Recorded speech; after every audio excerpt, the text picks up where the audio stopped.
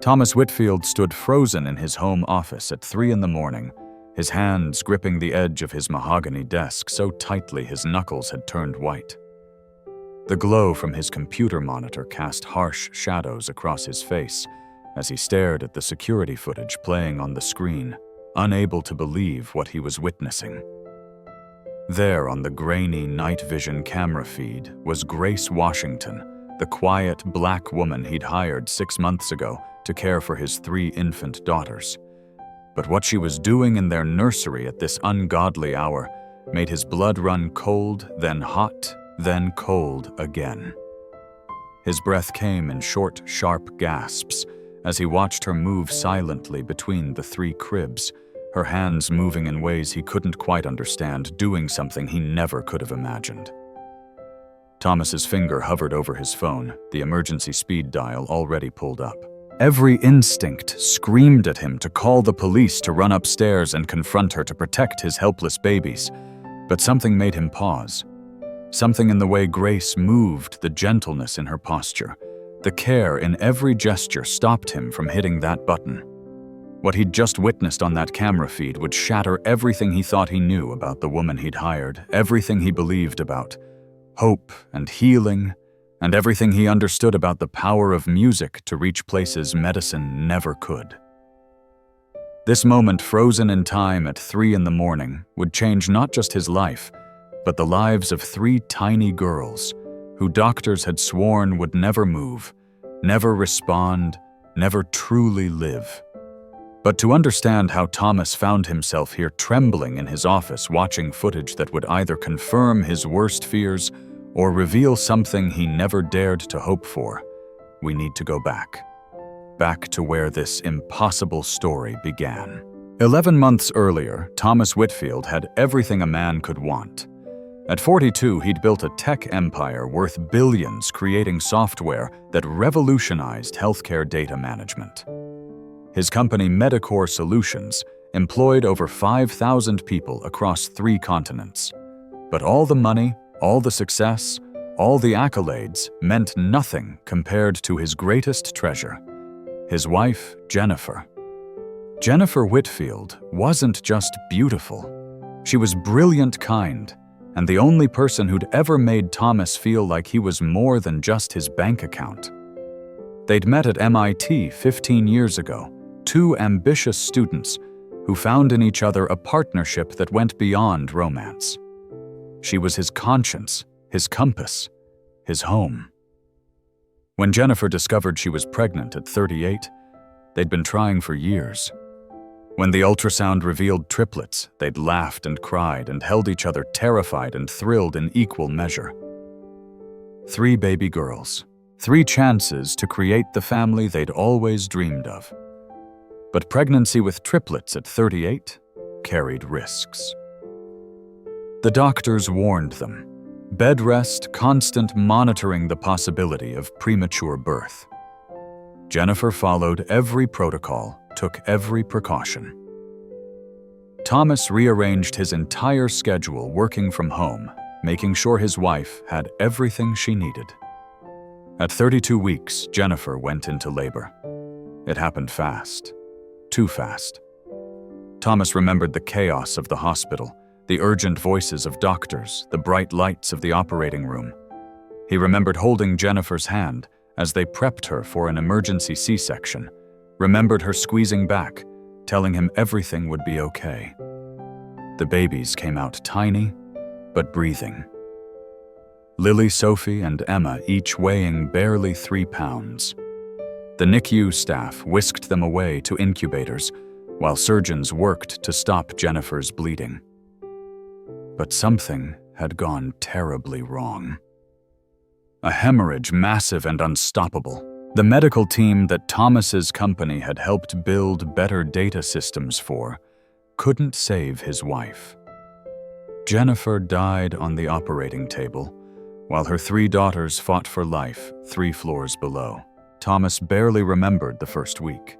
His sister flew in from Seattle, his parents from Florida. They handled the funeral arrangements while Thomas sat in the NICU, staring at 3 plastic boxes containing his entire world. The girls were so small, so fragile, covered in wires and tubes. But they were alive. They were fighters. The complications revealed themselves slowly. At 3 weeks old, Sophie stopped moving her legs. Then Lily's arms went limp. Emma, the smallest, seemed to lose muscle tone everywhere. The neurologist, Dr. Patricia Morris, delivered the devastating diagnosis in a quiet conference room that smelled of antiseptic and despair. "Mr. Whitfield, I'm so sorry. The oxygen deprivation during the traumatic birth caused severe neurological damage. The cerebral palsy is extensive. Based on our scans and assessments, all 3 girls have spastic quadriplegia. They'll be paralyzed from the neck down, likely for life." Thomas heard the words, but couldn't process them. "But they're so young. Babies heal, don't they? There must be something we can do. Surgery, therapy, experimental treatments. I have resources, I can pay for anything." Dr. Morris's eyes held genuine compassion. "I understand this is devastating. And yes, we'll do physical therapy, occupational therapy, everything we can to keep their muscles from atrophying completely. But Mr. Whitfield, you need to understand the reality. These girls will never walk. They'll never use their arms independently. They may develop some head control, but even that isn't guaranteed. Their cognitive function appears intact, which is both a blessing and a curse.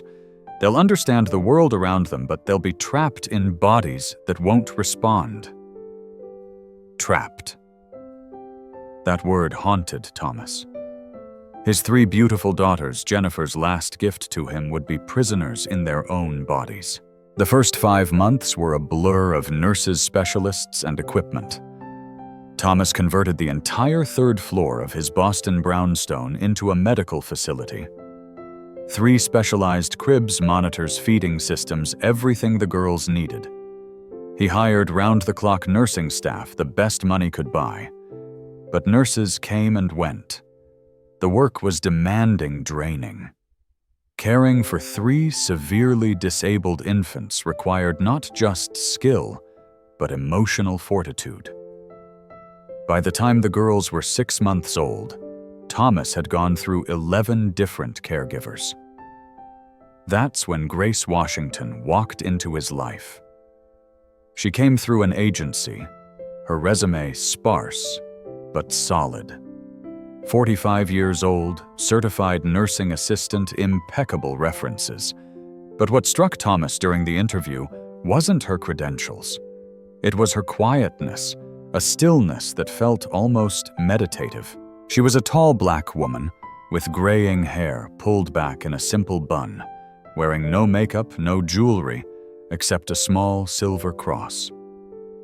Her eyes held a depth of sadness that Thomas recognized because he saw it in his own mirror every morning. "Why do you want this position?" Grace, Thomas asked. "I'll be honest, it's difficult work. Many people can't handle it." Grace's voice was soft, but steady.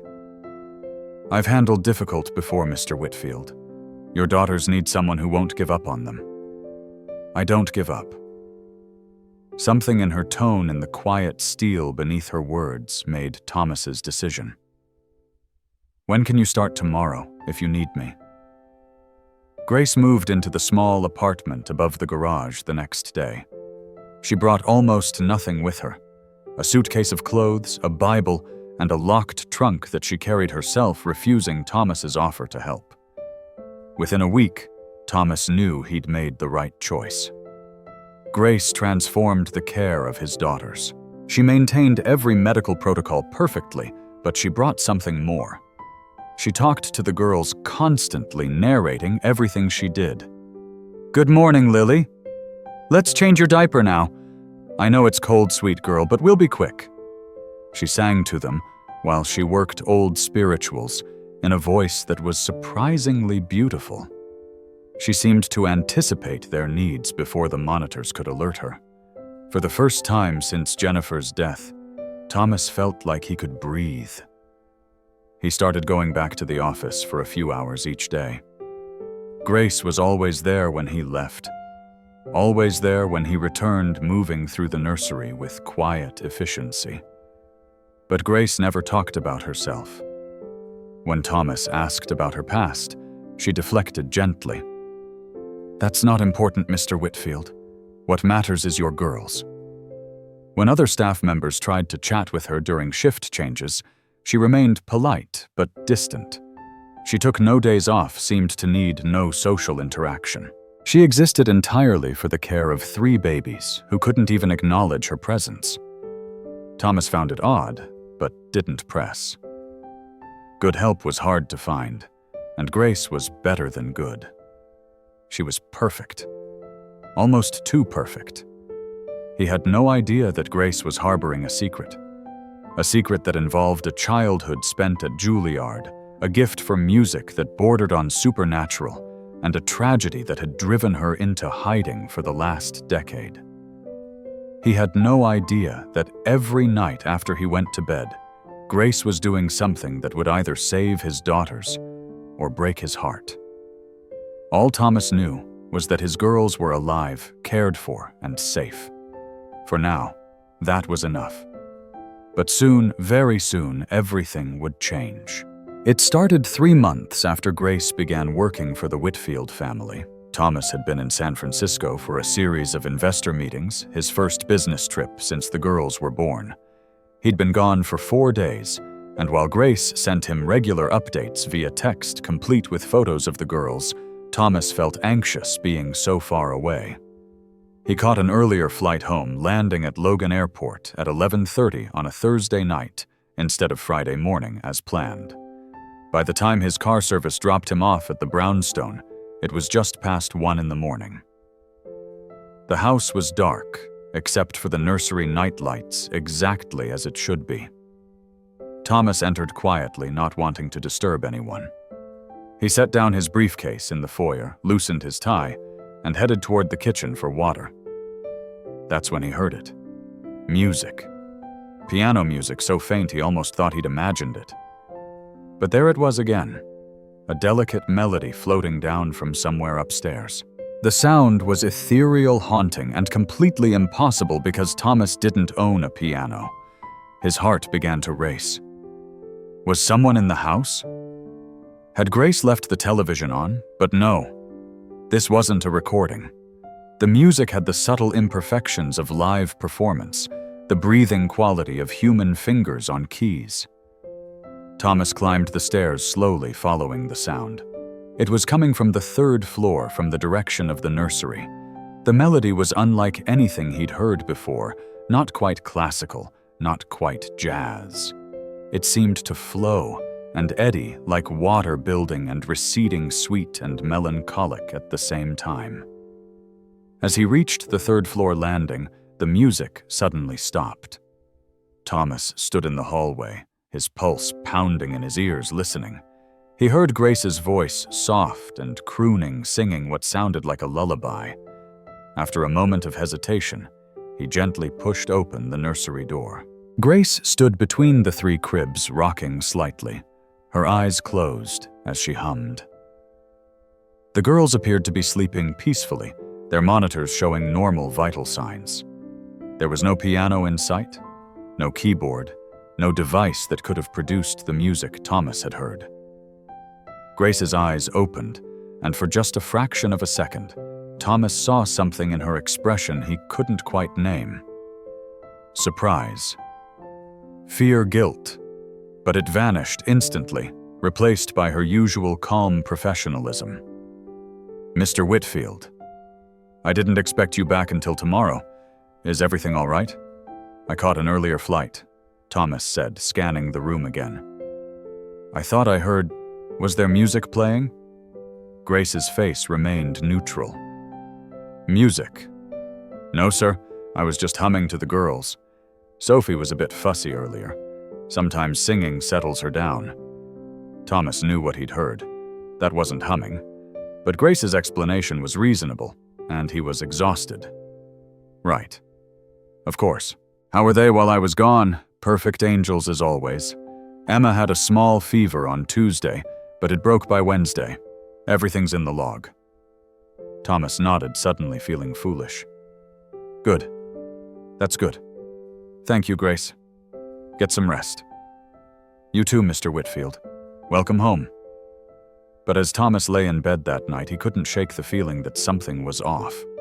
That music had been real. He was certain of it. And the way Grace had looked at him when he opened the door, that split second of something in her eyes, it bothered him. He told himself he was being paranoid. Grief and stress were playing tricks on his mind. Grace had been nothing but exemplary. Still, the seed of doubt had been planted. Over the next few weeks, Thomas started noticing things he'd previously overlooked. Small things easily explained away individually, but together they formed a pattern that made him uneasy. The electricity bills, for instance. His utility costs had increased by nearly 40% since Grace started working for him. When he mentioned it to his accountant, the man suggested maybe the medical equipment was drawing more power. But Thomas had the same equipment before Grace arrived, and the bills had been consistent. Then there was Grace's appearance. She was always impeccably neat and professional during the day, but Thomas started noticing that some mornings she looked exhausted. Deep circles under her eyes, a slowness to her movements. When he asked if she was feeling all right, Grace always smiled and assured him she was fine, just a light sleeper. One evening, Thomas came home from work to find a delivery confirmation on his doorstep. The package was addressed to Grace. Thomas didn't make a habit of monitoring his employees' personal deliveries, but the return address caught his eye. B&H Photo Video, a professional audio equipment retailer. Why would a caregiver need professional audio equipment? The next day, he casually mentioned the delivery to Grace. A package came for you yesterday. I left it in your apartment. Oh yes, thank you, Mr. Whitfield. Just some personal items I ordered. Audio equipment. The question came out before Thomas could stop himself. Grace's expression didn't change, but she took a moment before answering. I enjoy listening to music in my free time. Quality headphones make a difference. Reasonable. Perfectly reasonable. Except the package had been fairly large for just headphones. The most peculiar incident happened 2 weeks later. Thomas had installed a basic home security system years ago, mostly for peace of mind. It tracked when exterior doors opened and closed. He rarely checked the logs, but during a sleepless night he pulled them up on his phone out of boredom. The pattern was striking. For the past 3 months, starting exactly 1 week after Grace began working for him, the back door to the garage had been opening every night between 2 and 2:15 in the morning. It would remain open for approximately 5 minutes, then close. This happened 7 nights a week without fail. Thomas's garage was detached from the main house, connected by a covered walkway. Grace's apartment was above it. What was she doing leaving her apartment and going into the garage in the middle of the night every single night? The next morning, Thomas made an excuse to check the garage himself. Everything appeared normal. His 2 cars, some storage boxes, Jennifer's garden tools that he couldn't bring himself to donate. Nothing seemed out of place or disturbed.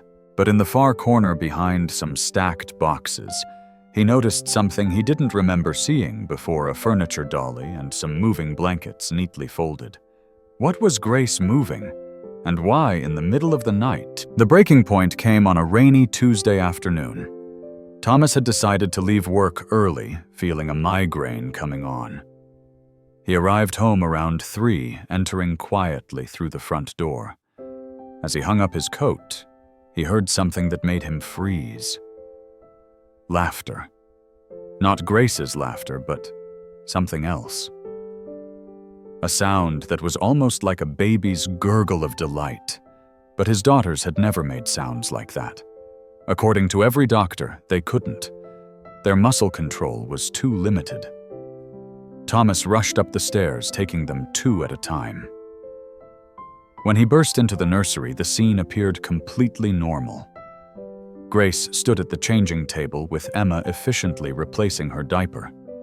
The other two girls lay in their cribs awake, but quiet, their eyes unfocused in that way that always broke Thomas's heart.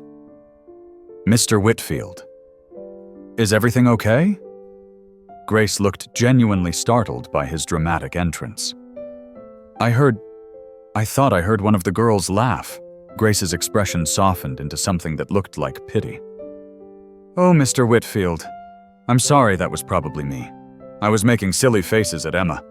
Sometimes I make little sounds to keep them engaged during diaper changes." Thomas felt his face flush with embarrassment. Of course. What did he think, that his paralyzed daughters were suddenly laughing? "Right. Sorry, I thought—" "It's okay," Grace said gently. "I know you want to hear them respond so badly. We all do. But the sounds I make while caring for them, it's just me being silly to make the work more pleasant." Thomas nodded and retreated, feeling like a fool. But that night alone in his study with a glass of scotch, something crystallized in his mind. All these small oddities, the unexplained music, the exhaustion, the mysterious packages, the midnight trips to the garage, and now sounds he could have sworn came from his daughters. Either he was losing his mind, or something was happening in his house that Grace didn't want him to know about. The thought that came next made his stomach turn. What if Grace was hurting his daughters? What if the stress of caring for 3 severely disabled infants had pushed her to some kind of breaking point? What if those midnight trips to the garage involved? He couldn't even finish the thought, but he also couldn't ignore the possibility. These were his children, Jennifer's daughters, helpless and completely at Grace's mercy. If there was even a chance something was wrong, he had to know. Thomas opened his laptop and began researching home security cameras. Not the basic system he already had, but something more sophisticated. Hidden cameras, night vision audio recording. The kind of surveillance that would show him exactly what was happening in his home when he wasn't watching. He felt guilty even considering it. Grace had been nothing but professional. She clearly cared for the girls.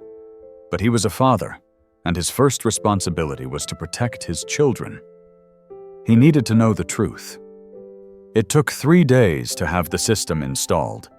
Thomas claimed he was upgrading his security for business reasons, worried about corporate espionage. The technician placed cameras in the nursery, the hallways, and yes, in the garage.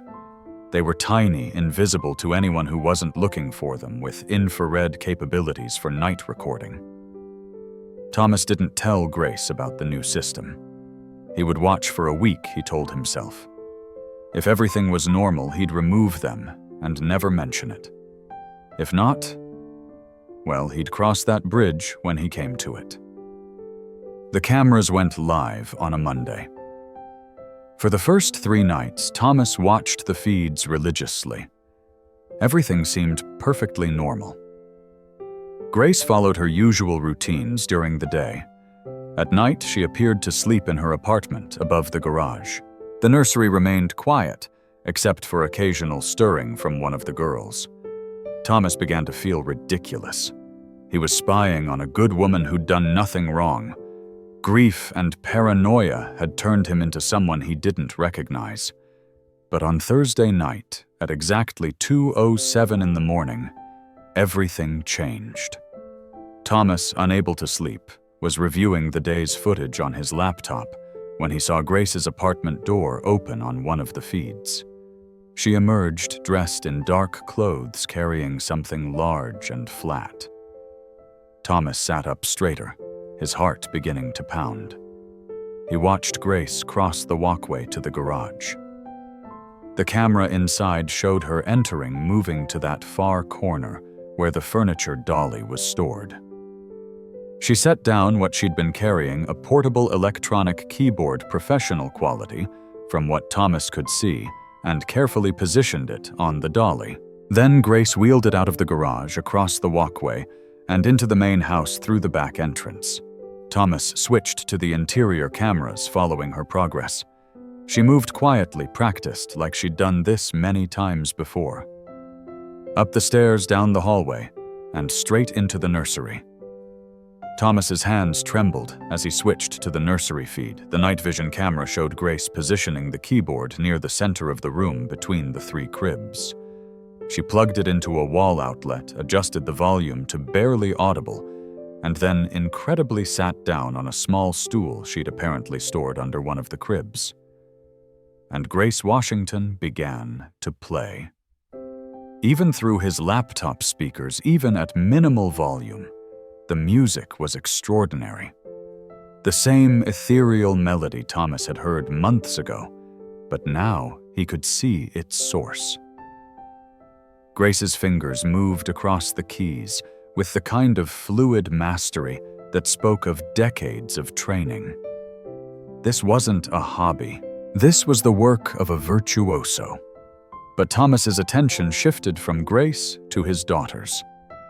On the night vision feed, he could see all 3 girls were awake, and they were watching Grace.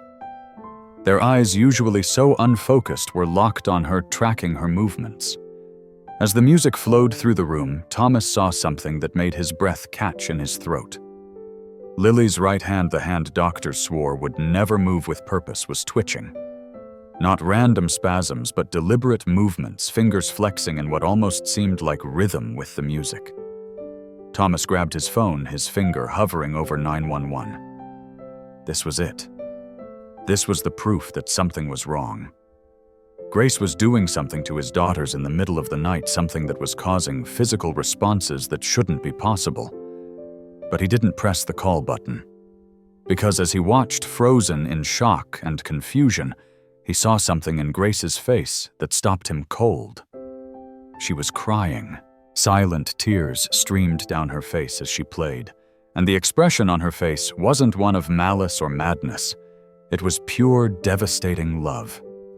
Thomas sat there for 2 full hours, watching Grace play for his daughters, watching his supposedly paralyzed children respond to the music in ways that should have been impossible, watching this mysterious woman pour her heart into a nightly ritual she'd apparently been performing for months. When Grace finally stopped playing, carefully wheeled the keyboard back to the garage, and returned to her apartment, Thomas closed his laptop with shaking hands. He didn't call the police. He didn't confront her. He just sat in the darkness, his mind reeling with questions that had no answers. What the hell was happening in his house? And why did it feel less like a horror story, and more like something he didn't dare name, hope? Thomas didn't sleep for the rest of that night. He sat in his study, laptop open, replaying the footage over and over. Each time he noticed new details. The way Grace's entire body swayed with the music, as if she and the instrument were one entity. The way she would pause between songs to speak softly to each girl, words Thomas couldn't quite make out through the audio feed. The way all 3 babies seemed utterly transfixed, more alert and present than he'd ever seen them. And Lily's hand. God, Lily's hand. Thomas zoomed in on that part of the footage, watching frame by frame. The movement was undeniable. Slight, yes, barely perceptible to anyone not looking for it. But it was there. Purposeful flexing of fingers that every neurologist had sworn would never move independently. As dawn broke over Boston, Thomas made a decision. He wouldn't confront Grace. Not yet. He needed to understand what he was seeing. He needed more data, more evidence. He needed to know if this was real, or if he was so desperate for a miracle that he was seeing things that weren't there. The next night, Friday, Thomas positioned himself in his study at 1:30 in the morning with coffee and his laptop. He told himself he was being scientific observational. The truth was, he couldn't have stayed away if he'd tried. At 2:05, Grace emerged from her apartment right on schedule. Thomas watched her repeat the previous night's ritual, wheeling the keyboard from garage to nursery. But tonight, she'd brought something else. A small bag that she set beside the keyboard. Grace began to play, And again, Thomas was struck by the sheer beauty of it. The melodies weren't anything he recognized. They seemed improvised, flowing naturally from one phrase to the next. Sometimes playful, sometimes mournful, always achingly beautiful.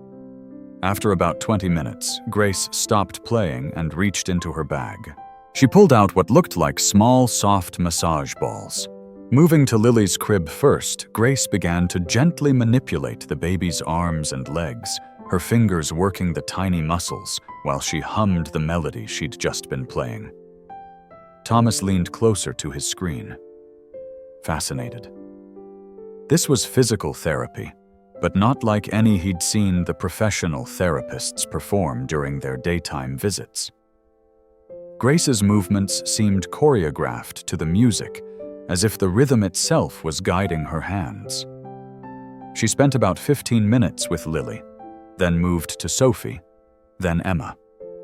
With each child, she combined the gentle massage with soft singing her voice, a soothing contralto that seemed to fill the room even at low volume. Then Grace returned to the keyboard and began playing again. But this time, something different happened. Sophie, the middle triplet, made a sound, a small wordless vocalization that cut through the music like a bell. Grace's fingers stuttered on the keys. She turned to look at Sophie, her face transforming with an expression of such pure joy that Thomas felt his own eyes stinging with tears. Grace rose from the keyboard, moved to Sophie's crib, and leaned down close to the baby's face. "That's it, sweet girl," Grace whispered, her voice thick with emotion. "I knew you could do it. I knew you had it in you. Let me hear that beautiful voice again." Sophie didn't make another sound, but her eyes remained locked on Grace's face with an intensity Thomas had never seen from any of his daughters. Grace returned to the keyboard and played for another hour, and Thomas watched every minute. By the time Grace wheeled the keyboard back to the garage at 4:15 in the morning, Thomas's coffee had gone cold and his mind was spinning. This wasn't abuse. This wasn't neglect or harm. This was, what therapy hope madness could music really be causing his daughters to respond in ways that medicine said was impossible? Or was Grace's nightly ritual just a coincidence, and the small movements and sounds he was seeing were random spasms that he was reading too much into because he wanted so desperately to believe his daughters could improve? Thomas needed answers. But to get them, he'd have to reveal what he knew. And something told him that when he confronted Grace with this secret, everything would change. Thomas decided to wait.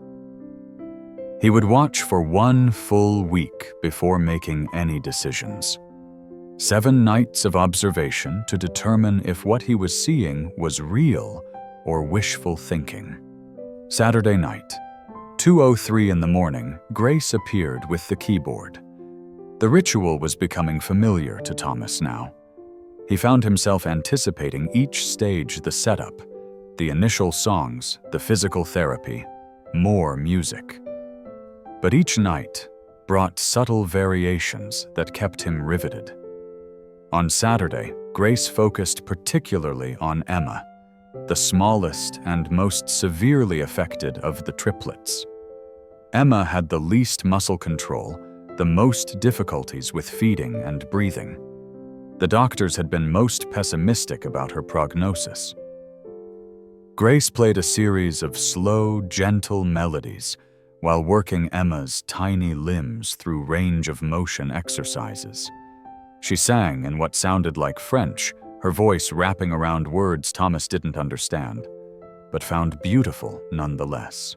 And then so subtly that Thomas almost missed it. Emma's eyes tracked Grace's hand as it moved across her field of vision. Tracking. Visual tracking. Another impossibility according to the neurologists. Sunday night brought the most dramatic development yet. Thomas had his laptop positioned on his desk, But he'd also pulled up the feeds on his phone and tablet, wanting multiple angles of the nursery. He felt like a sports analyst reviewing game footage, except the stakes were infinitely higher. Grace played for 30 minutes before beginning the physical therapy portion of the night. When she reached Lily's crib, she started with the usual gentle massage of the baby's arms. But then Grace did something new. She placed Lily's tiny hand against her own palm and began to apply gentle pressure, as if encouraging the baby to squeeze back. "Come on, Lily," Grace whispered. "I know you can feel this. I know you're in there, sweet girl. Show me that strength. Just a little squeeze. You can do it." Thomas held his breath, zooming in on the feed as much as the camera would allow. For a long moment, nothing happened. Then, unmistakably, Lily's fingers curled inward. Not much, barely a twitch. But Grace's hand closed around the baby's, and the look on the woman's face was one of absolute triumph. "Yes, oh Lily, yes, I knew it. I knew you could." Grace was openly crying now, tears streaming down her face as she cradled Lily's hand against her cheek. "You're so strong, so brave. We're going to get you back, baby girl. I promise you we're going to get you back." Thomas's own vision blurred with tears. He was watching a miracle. It was impossible, it defied everything the medical experts had told him, but it was happening. His daughter, his precious Lily, was responding. She was in there trapped in a body that wouldn't cooperate, but she was fighting. And Grace, this quiet, mysterious woman he barely knew, was helping her find her way out. Monday through Wednesday followed similar patterns each night, revealing new small victories. Sophie made sounds 3 nights in a row. Emma's visual tracking became more consistent. And Lily, beautiful. Lily managed to squeeze Grace's hand on 2 more occasions. Thomas started keeping detailed notes documenting every movement, every response, every moment that suggested his daughters were more capable than anyone believed. He cross-referenced the nighttime observations with the daytime therapy sessions conducted by the professional medical staff. The contrast was stark.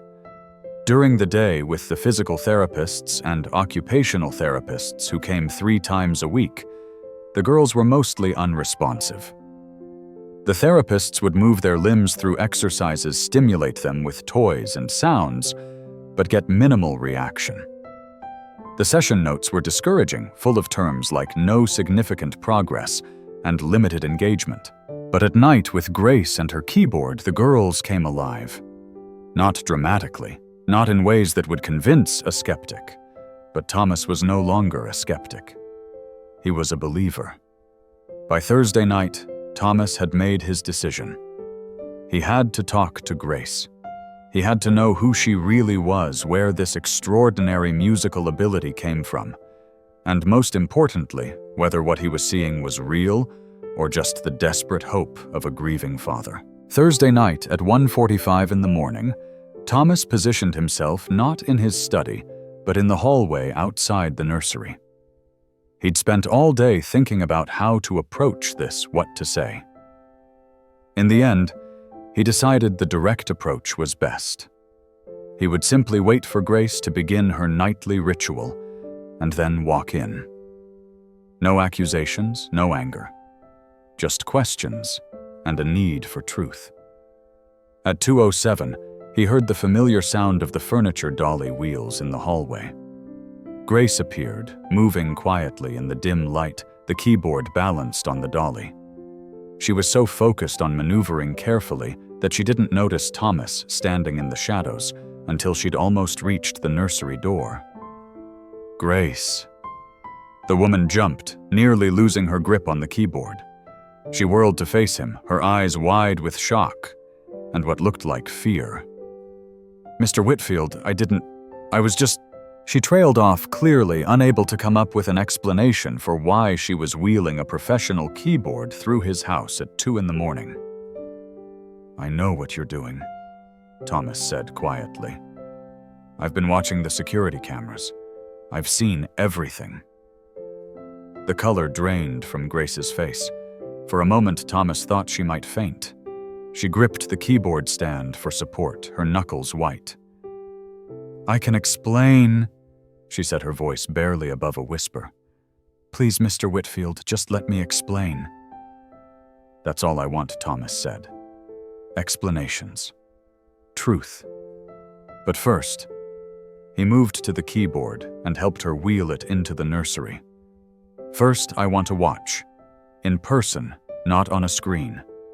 Can you do what you do with me here?" Grace looked at him for a long moment, searching his face for something. Whatever she found there seemed to reassure her because she nodded slowly. "Yes," she said. "Yes, I can do that." Thomas positioned himself in the corner of the room, trying to be as unobtrusive as possible. Grace set up the keyboard with practiced efficiency, her movements automatic after months of repetition. But her hands were shaking. Grace Thomas said gently, "I'm not angry. I'm not going to fire you or call the police. I just want to understand. Please, just do what you've been doing. Pretend I'm not here." Grace took a deep breath, then another. She sat on her small stool, positioned her fingers over the keys, and closed her eyes. For several seconds, she didn't move. Then slowly she began to play. The music was even more beautiful in person. Through laptop speakers, Thomas had caught only a shadow of it. But here in the quiet nursery with his daughters and this mysterious woman, the melodies seemed to take physical form, filling the space with something that felt almost sacred. And Thomas watched his daughters transform. All three girls, usually so vacant-eyed and still oriented toward the sound, their eyes focused in ways he'd never seen during waking hours. Sophie's mouth opened slightly. Emma's breathing changed rhythm. And Lily, his fierce little Lily, began that subtle finger flexing that had first caught Thomas's attention days ago. Grace played for 20 minutes, and during that time Thomas forgot to breathe. He was witnessing something beyond his understanding, something that existed at the intersection of science and faith, medicine and magic. When Grace finally paused, she didn't move to the physical therapy portion of her routine. Instead, she remained at the keyboard, her head bowed, waiting. How Thomas's voice cracked. "How is this possible?" Grace turned to look at him, and in the dim nursery light, her face was wet with tears. "Music therapy," she said simply. "Neurologic music therapy, to be specific. It's a real treatment, Mr. Whitfield, a legitimate medical intervention. Sound and rhythm can stimulate neural pathways that other treatments can't reach. It can help reorganize brain function after injury. But the doctors looked at scans and made predictions based on statistics." Grace interrupted, her voice gaining strength. "They're not wrong about the severity of your daughter's condition, but they're not accounting for neuroplasticity, for the brain's ability to rewire itself, especially in infants. The damage is severe, yes. But these girls are so young. Their brains are still developing, still forming new connections. Music can guide that development in ways that conventional therapy cannot." Thomas moved closer, sinking onto the floor beside the keyboard. "You're a music therapist, a real one." "I was," Grace said softly. "A long time ago. I specialized in pediatric neurologic disorders.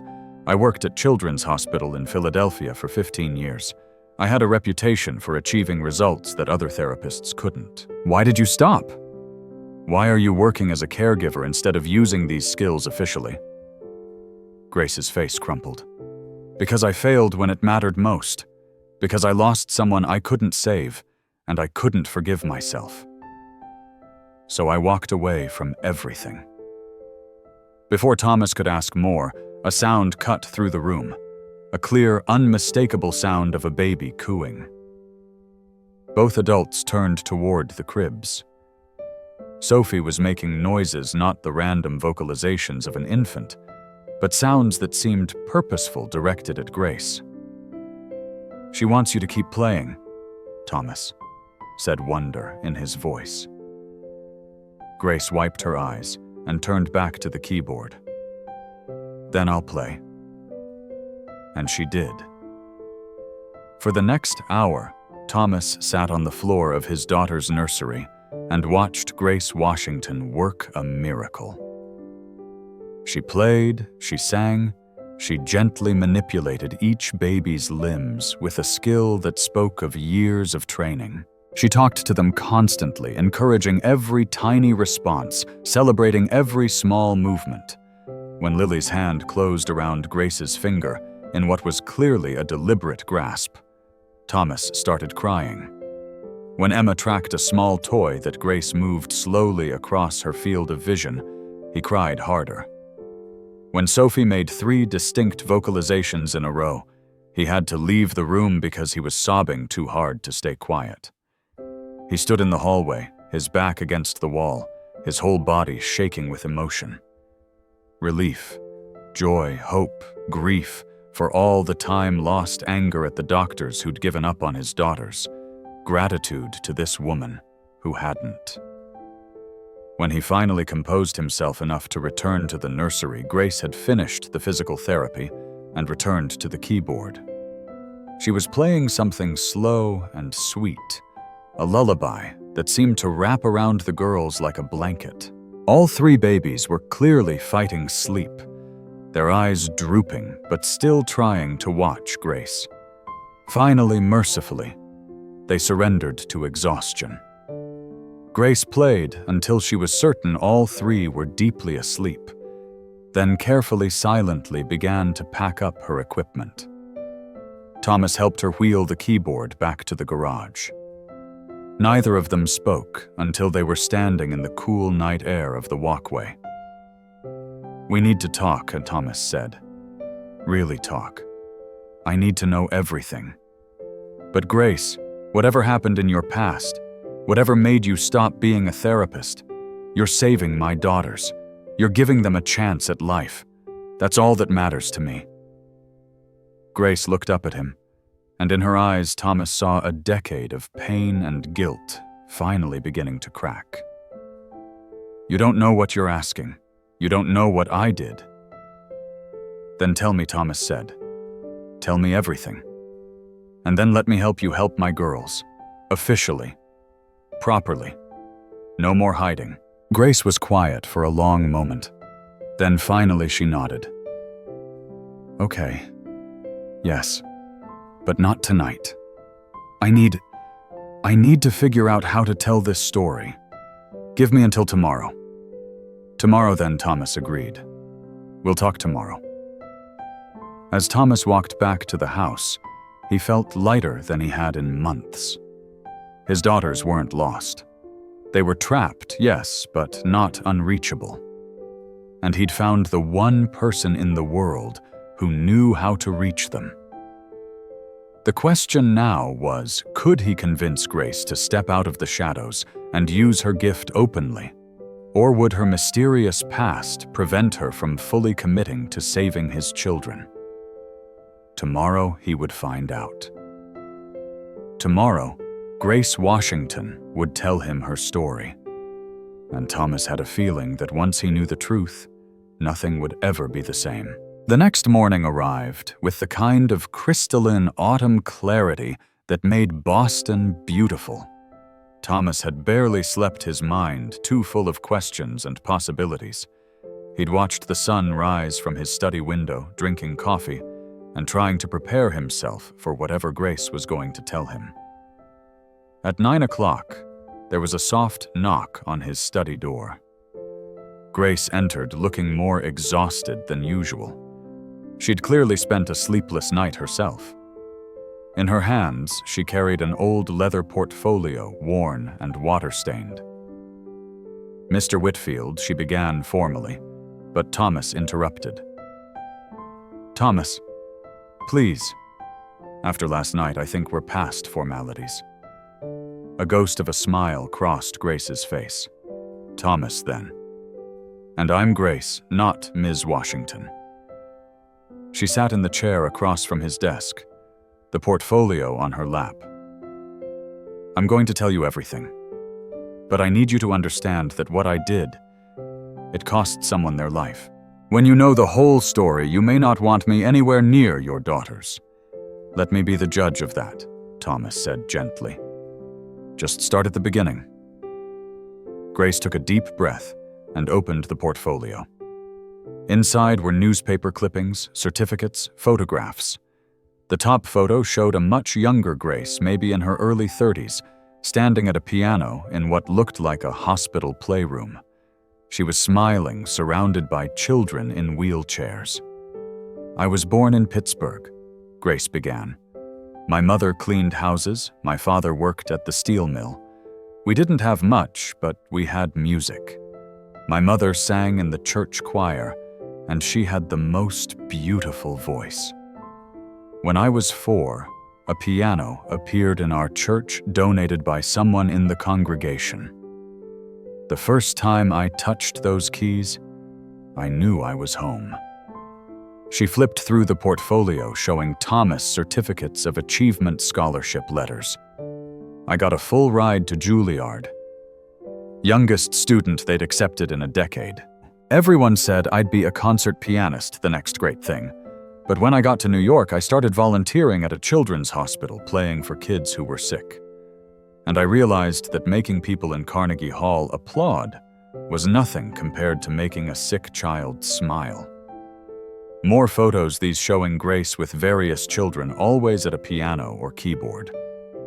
I changed my focus.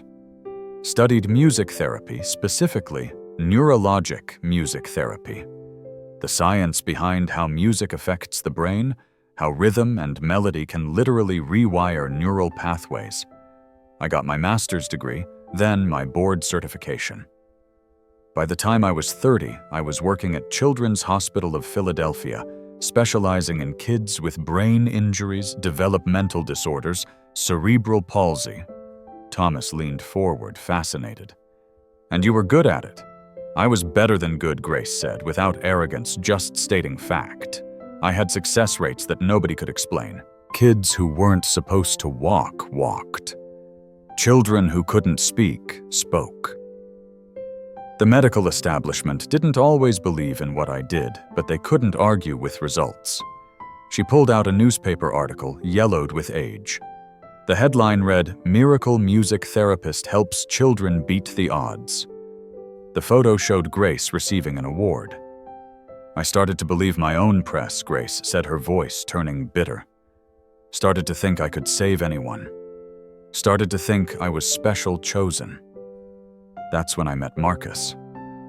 She pulled out a photo of a handsome black man in his 30s standing with Grace. Between them was a little girl, maybe 6 years old, with a huge smile and Grace's eyes. Marcus Johnson. We met at a hospital fundraiser. He was a physical therapist, worked with adult stroke patients. We fell in love fast, got married within a year. Aaliyah was born 2 years later. Grace's finger traced the little girl's face in the photo. She was perfect. Happy, healthy, so smart. She loved music like I did. Started piano lessons at 4. Thomas could see where this was going, could feel the tragedy building in Grace's story, like a dark chord progression. When Aaliyah was 7, Marcus was driving her to school. It was February. Roads were icy. A truck ran a red light. Grace's voice had gone flat, emotionless. Marcus died on impact. Aaliyah survived, but she had a severe traumatic brain injury. Diffuse axonal injury, the worst kind. The doctor said she'd be in a vegetative state for life. But you didn't accept that, Thomas said softly. How could I? Grace looked up at him, her eyes dry but haunted. I'd helped dozens of other people's children. I had skills, knowledge, a gift, I wasn't going to let my own daughter be written off. I quit my job at the hospital. We moved in with my mother, and I devoted every waking hour to bringing Aaliyah back. She pulled out a journal, opened it to pages filled with detailed notes, charts, graphs. I created a comprehensive music therapy protocol. Specific frequencies, rhythms, therapeutic exercises, all timed precisely. I played for her 4, 5, 6 hours a day. I tracked every tiny response, every flicker of her eyelid, every change in her breathing. Did it work? Thomas asked, though he already knew the answer must be no, or Grace wouldn't be here, wouldn't carry this weight of guilt. It was working, Grace said, and now tears finally came. After 3 months, she started showing responses. After 6 months, she had voluntary movement in her right hand. After 8 months, her eyes tracked consistently. The doctors were astounded. They called it impossible, a miracle. But I knew it wasn't a miracle. It was science technique and a mother's love. Grace's hands were shaking as she turned to the last page of the journal. I pushed too hard. I was so close, she was so close to coming all the way back. I increased the therapy hours, 8, 9, 10 hours a day. My mother begged me to rest, to let Aaliyah rest. But I couldn't stop. I was obsessed. What happened? Thomas asked, though he wasn't sure he wanted to know. She had a seizure, Grace whispered. A massive seizure brought on by exhaustion and overstimulation. Her damaged brain couldn't handle the intensity of the therapy anymore.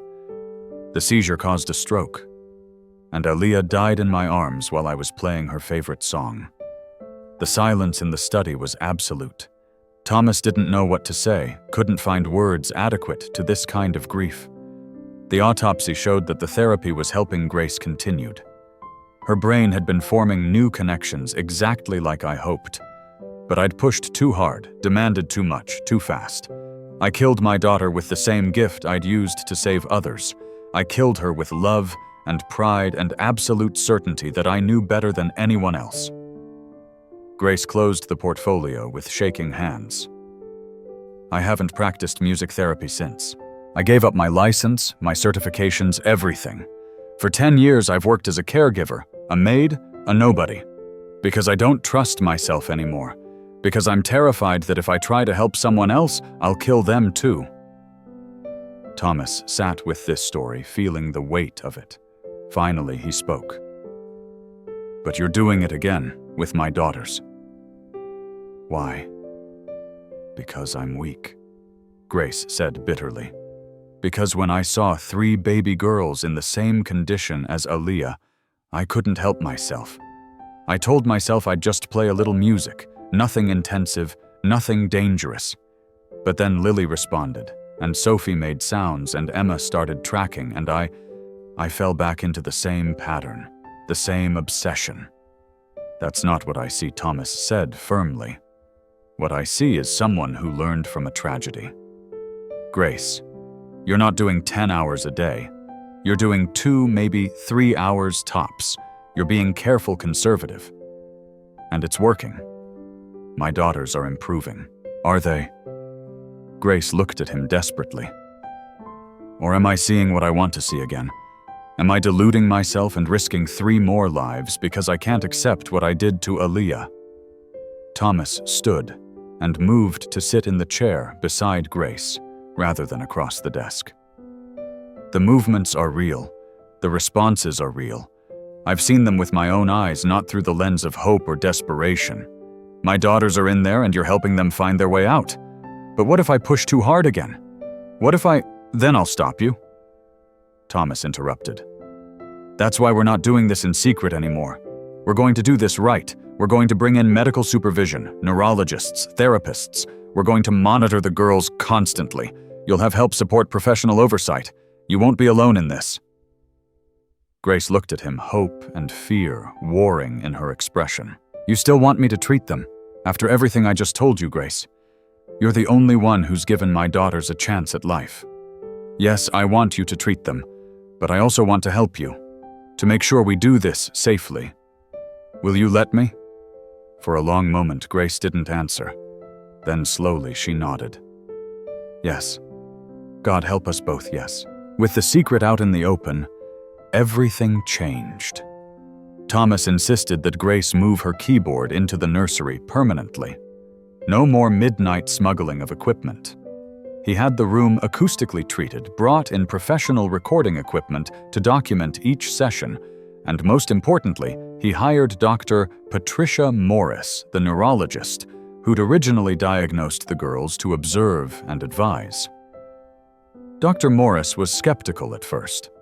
When Thomas explained what he'd been witnessing, she'd given him the kind of look usually reserved for grieving parents who'd fallen for miracle cures and snake oil. "Mr. Whitfield, I understand how desperately you want your daughters to improve, but music therapy, while beneficial for some conditions, cannot reverse the kind of severe brain damage your daughters sustained. What you're seeing is likely just normal infant development being misinterpreted." "Come see for yourself," Thomas interrupted. "Tonight. Watch Grace work with them. Then tell me I'm imagining it." Dr. Morris agreed, probably to humor him. Thomas invited her to observe Grace's session that evening. Grace was nervous having a doctor present, but Thomas convinced her that professional validation was exactly what they needed. At 8 o'clock that evening, Dr. Morris arrived with a colleague, Dr. James Chen, a specialist in pediatric neurology. Thomas could see the barely concealed skepticism on both their faces as Grace set up her keyboard. "Before we start," Thomas said, "I want to show you something." He pulled up the video footage from the past 2 weeks compiled into a highlights reel. Lily's fingers moving, Sophie vocalizing, Emma tracking objects. The doctors watched in silence. "These responses could be random movements," Dr. Chen said carefully. "Spasms, reflexes, not voluntary actions." "Watch the session," Thomas said. "Then tell me if you still think that." Grace played for an hour. Thomas watched the doctors' faces transform from skepticism to interest to genuine amazement. When Lily deliberately grasped Grace's finger in response to a specific musical phrase, when Sophie vocalized in clear response to Grace's singing, when Emma tracked a toy with obvious purpose, both doctors moved closer, examining the babies with professional intensity. After the session, Dr. Morris sat heavily in one of the nursery chairs. "I don't understand what I just saw," she admitted. "Those responses, they shouldn't be possible. Not with the severity of damage shown in their brain scans."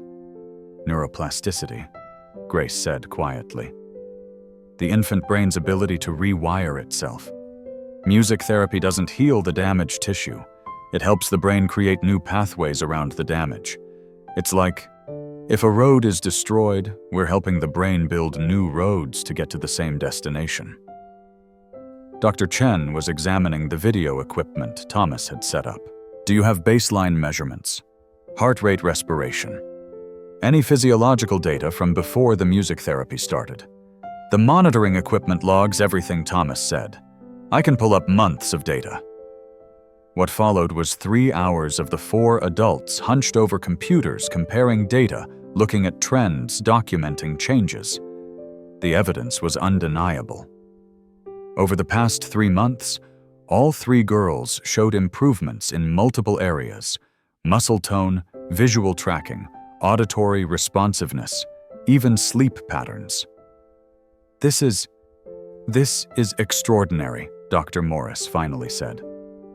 "Grace, you said you're a certified music therapist." "I was," Grace said. "I let my license lapse 10 years ago. We need to get that reinstated," Dr. Morris said immediately. "And we need to document this properly. This could change how we treat infant brain injuries. But we need to be careful, methodical. We need proper protocols, regular assessments, safety measures." "That's exactly what I want," Thomas said, relief flooding through him. "Professional oversight. Medical safety. But Grace leads the treatment. She's the one who knows what she's doing." Dr. Chen was still looking at the data, shaking his head in wonder. If we can replicate these results, if this is truly effective. Grace, do you know how many children could benefit from this? Grace's face showed a complex mix of emotions: hope, fear, guilt, and something that might have been redemption. That's why I need to get it right this time, she said softly. I can't afford to fail again. For the next 2 weeks, the brownstone became something between a home and a research facility.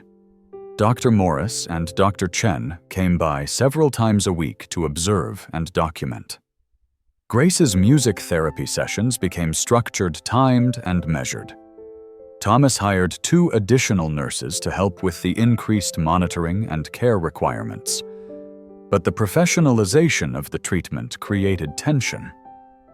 Grace, who'd been working purely on instinct and experience, now had to justify and explain every choice. The doctors, while supportive, were also cautious to the point of conservative. They wanted to reduce the therapy hours, add more rest days, slow everything down.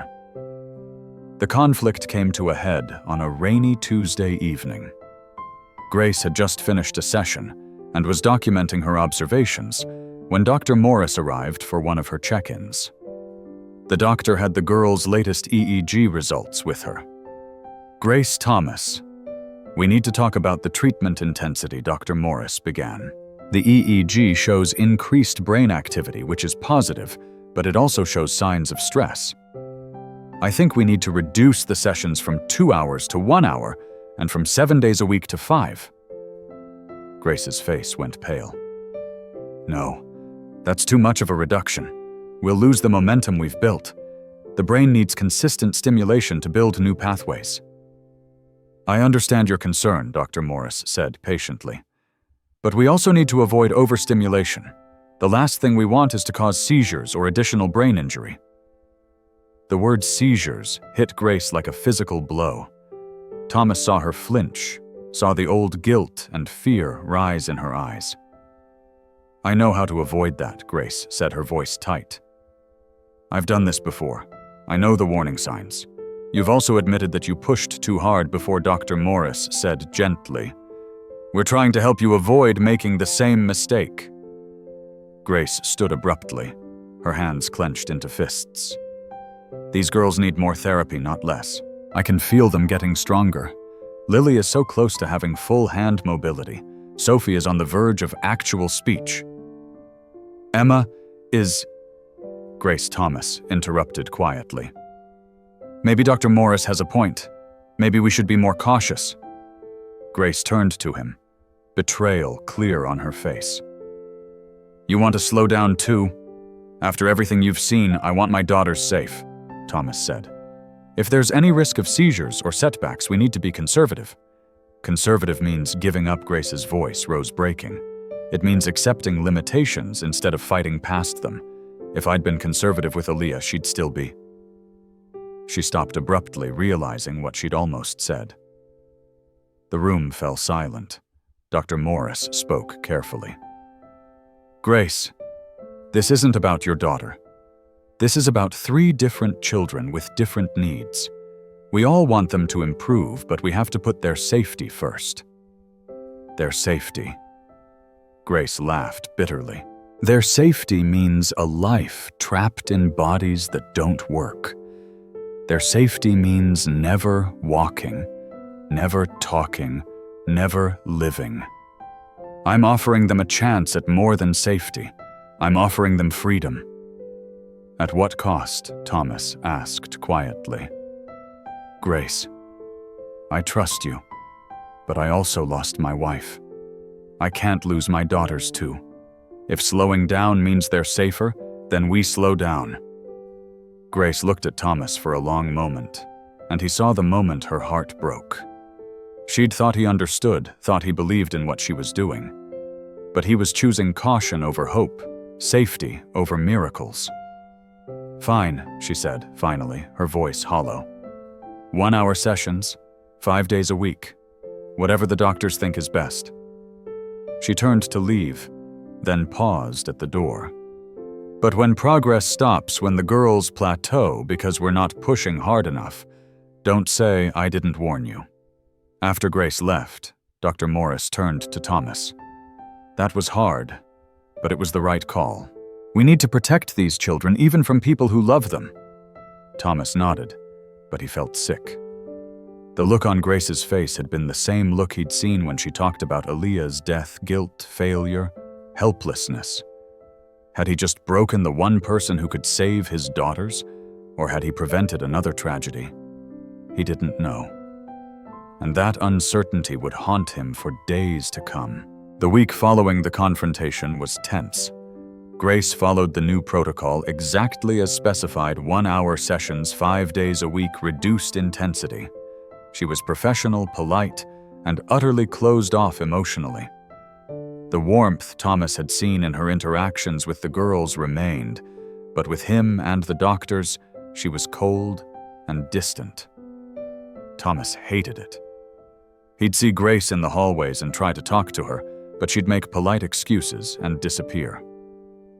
The one place she couldn't avoid him was during the therapy sessions, which he insisted on attending.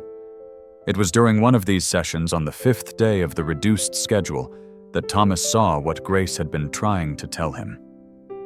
Lily, who'd been making steady progress with hand mobility, seemed stuck. She could flex her fingers in response to music, but the strong, grasping reflex she'd been developing had weakened. Sophie's vocalizations had become less frequent. Emma's visual tracking, while still present, wasn't improving. The momentum had stalled. Thomas watched Grace work, saw the frustration in her movements. She was following the protocol, doing everything by the book, but the spark was gone. This wasn't the Grace he'd watched through the camera feeds, the Grace who poured her entire soul into every note. This was someone going through motions, afraid to push, terrified of doing harm. After the session, Thomas followed Grace to the nursery kitchenette, where she was preparing bottles for the girls. "We need to talk," he said. "The session report will be filed by end of day," Grace said without looking up. All protocols were followed exactly as specified. "Grace, please, stop being professional for 1 minute and talk to me." She finally looked at him, and her eyes were exhausted. "What do you want me to say, Thomas?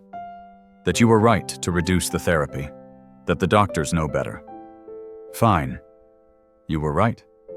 They know better. I want you to be honest. Is this working? This reduced schedule? Is it enough?"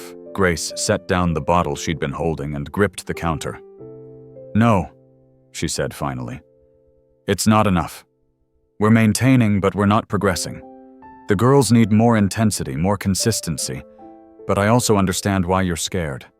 I'm scared too. So we do it the safe way, and we accept that safe means slower progress." "What if we could find a middle ground?" Thomas asked. "Not the intensive schedule that worries the doctors, but not this severely reduced one either. What if we increased to 90-minute sessions 6 days a week? Would that be enough to maintain progress without excessive risk?" Grace looked at him carefully. "Why are you asking me this now?" "What changed? I've been watching," Thomas admitted. "I see the plateau. I see the girls not improving like they were. And I realize that being too cautious is its own kind of risk. If we slow down so much that progress stops, we might lose the window of opportunity while their brains are still young enough to adapt." "The doctors won't approve," Grace said. "Then we'll show them the data. We'll prove that the reduced schedule isn't working."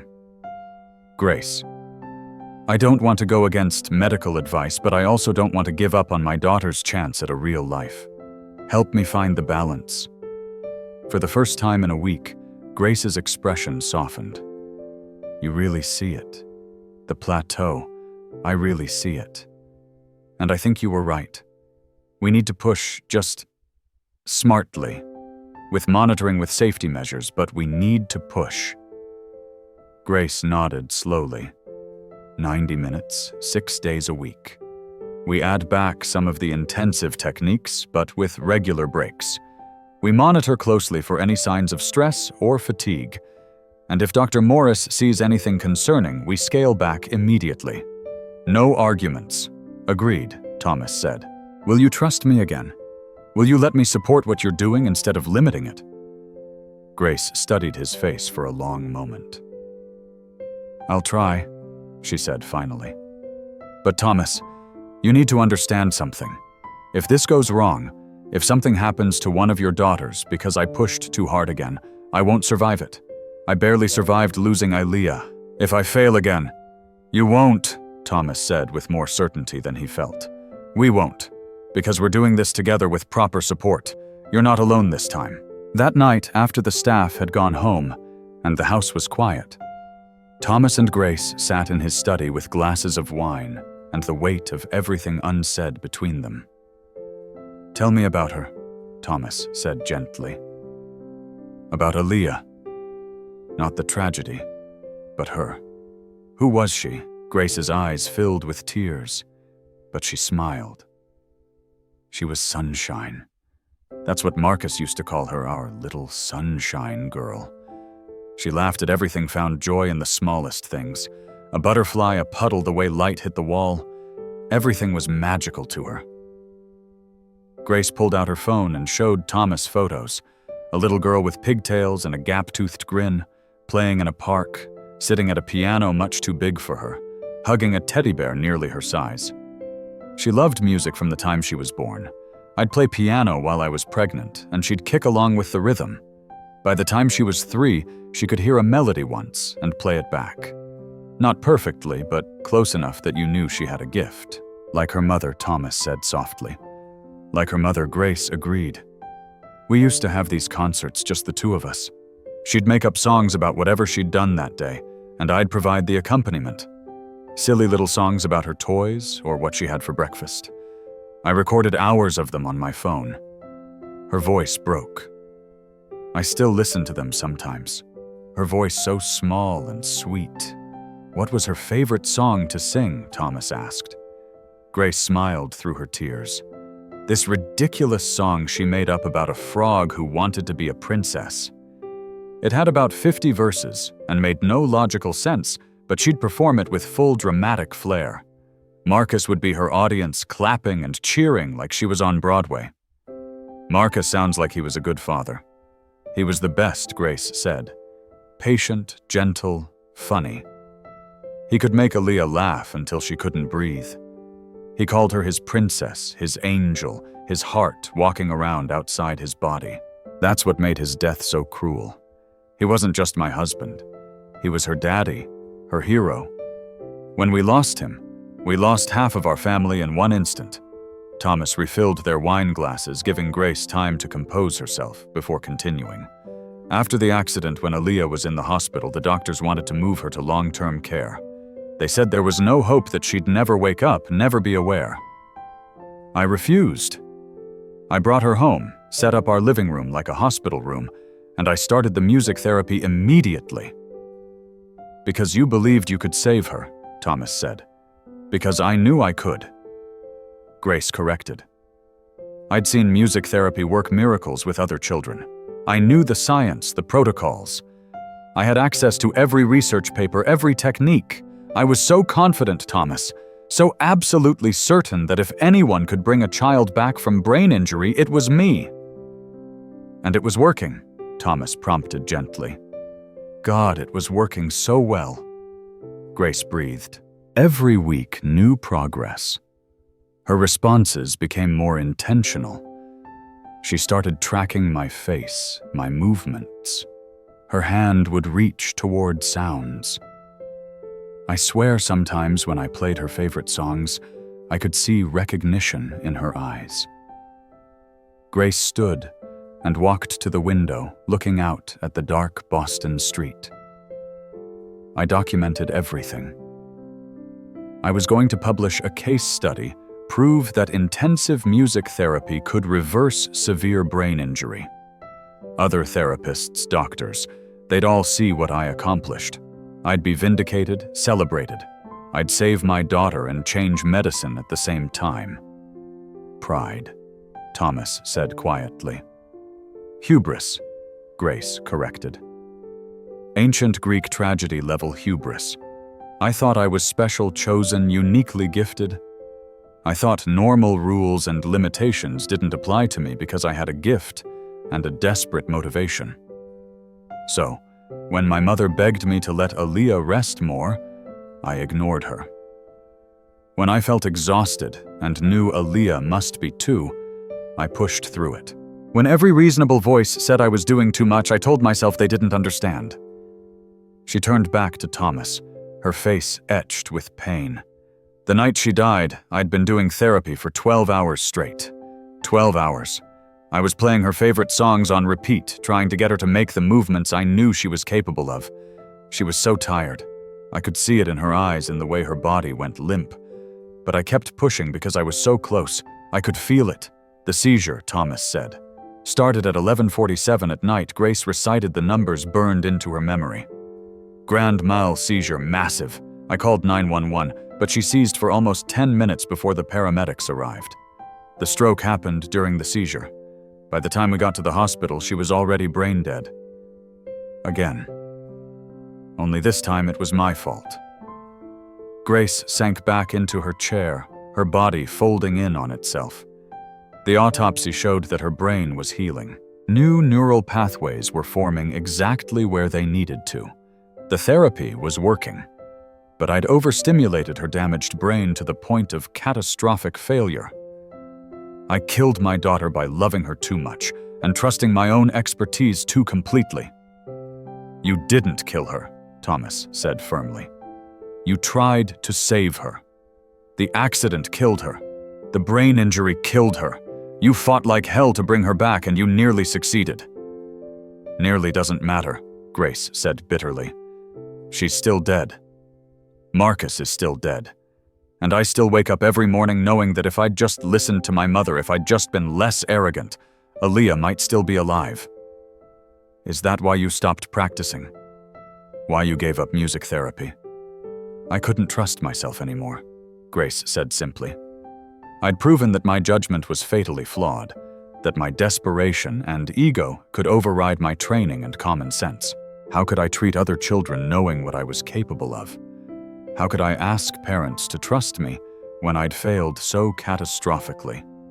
So you became a caregiver, Thomas said, punishing yourself by doing work that didn't use your gifts. I don't have gifts, Grace said harshly. I have skills that I can't be trusted to use properly. Being a caregiver, a maid, that's all I deserve. It's all I can trust myself to do without causing harm. Except you saw my daughters, Thomas said, and you couldn't help yourself. Grace laughed without humor. I lasted 2 weeks, 2 weeks of just doing basic care, telling myself I'd learned my lesson, that I'd never practice therapy again. Then one night I was feeding Lily and I started humming without thinking. Just an old spiritual my mother used to sing. And Lily's eyes focused on me, really focused with intention and awareness. And I knew I had to try. Because you couldn't bear to see another child trapped, Thomas said. Because I'm weak, Grace said. Because I can't learn from my mistakes. Because the same obsession and arrogance that killed my daughter is still in me, waiting to hurt someone else. Thomas set down his wine glass and leaned forward. Grace, listen to me. What you're describing isn't weakness or arrogance. It's love. It's skill. It's a gift that you've been given, and yes, you made a terrible mistake with Aaliyah. You pushed too hard, driven by grief and desperation. But you've learned from that. The way you're working with my daughters isn't the same as what you did with Aaliyah. Isn't it, Grace challenged? I'm still obsessed. I still think about them constantly. I still push for more therapy time, more intensity. How is that different? Because you have oversight now, Thomas said. Because you have me and Dr. Morris and Dr. Chen watching, monitoring, keeping you honest. Because you're not doing this alone in grief-fueled isolation. And because this time you're aware of the risks. You know what can go wrong, so you're more careful. Grace wanted to believe him. Thomas could see it in her face. But the weight of guilt was heavy, perhaps too heavy to lift. I'm terrified, she whispered. Every single session, I'm terrified that I'll push too hard again, that I'll see progress and get greedy for more, that I'll hurt your daughters the way I hurt mine. Then we'll be terrified together, Thomas said. And we'll watch each other. You keep me from giving up hope, and I'll keep you from pushing too hard. Deal. Grace looked at him for a long moment. Then finally she nodded. Deal. Over the next 3 days, Thomas and Grace worked together to create a new treatment protocol. They presented it to Dr. Morris and Dr. Chen, backing it up with data showing the plateau in progress and research on neuroplasticity in infants. The doctors were cautious, but agreed to a trial period. 90-minute sessions 6 days a week, with mandatory rest periods every 2 hours during longer sessions.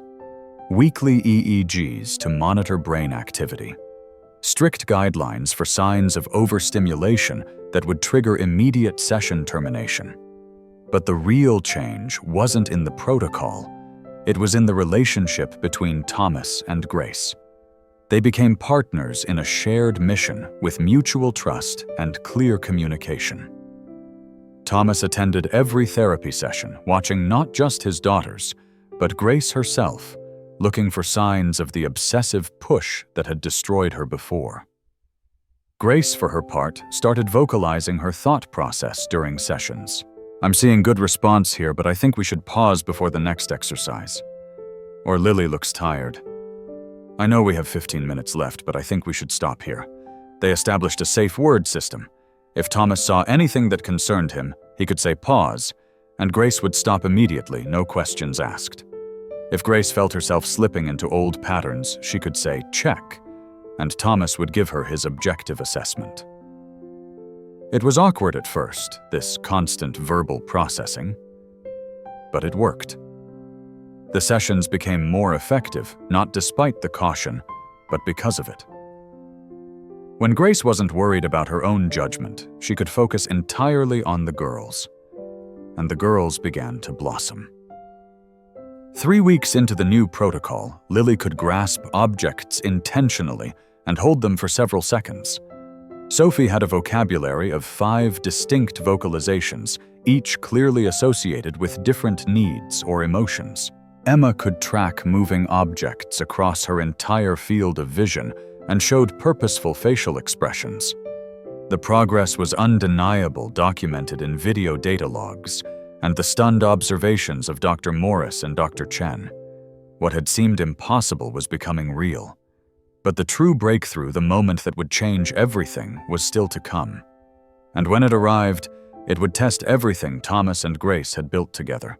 It happened on a Saturday night, 3.5 months after Grace had started her music therapy.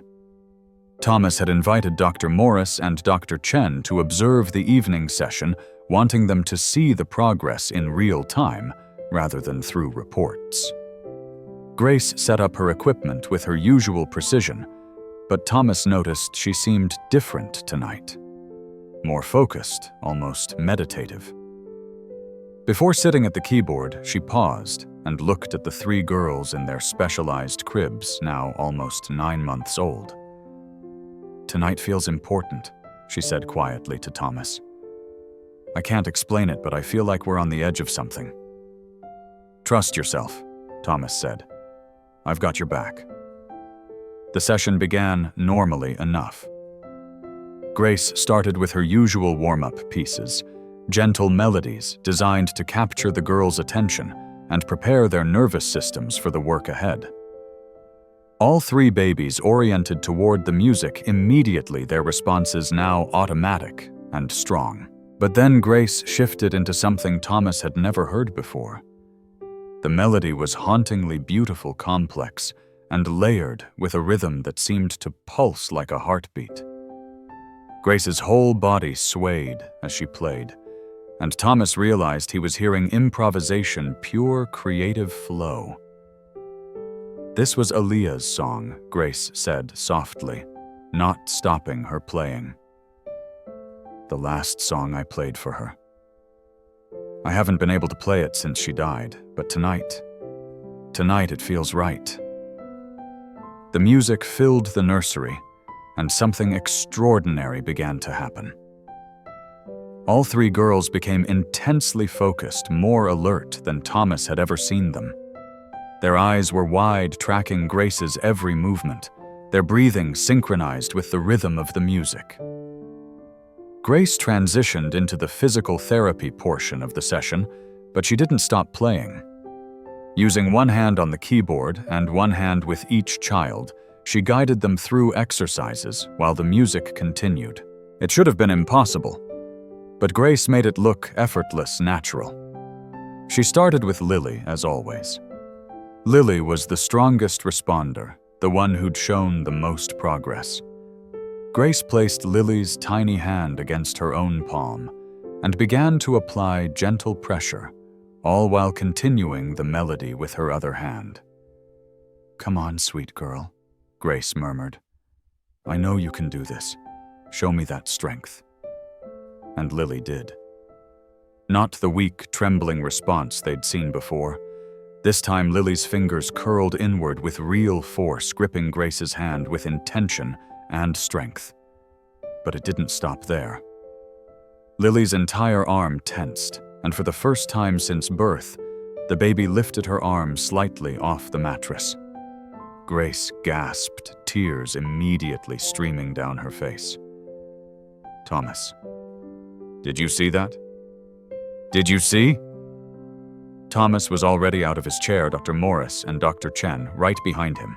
They gathered around Lily's crib, watching in stunned silence as the baby repeated the motion, lifting her arm again, this time reaching toward Grace's face.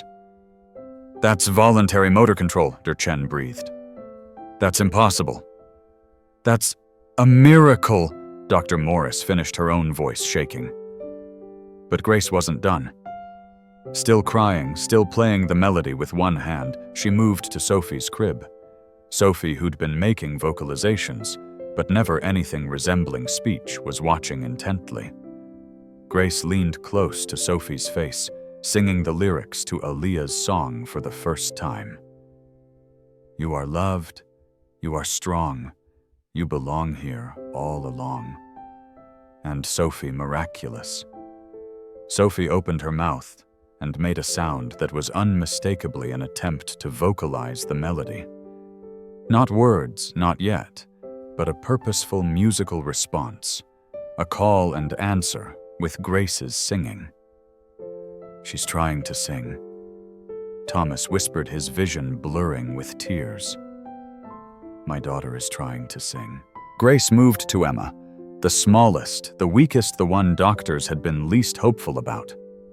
Emma, who'd been making slow progress with visual tracking, but little else.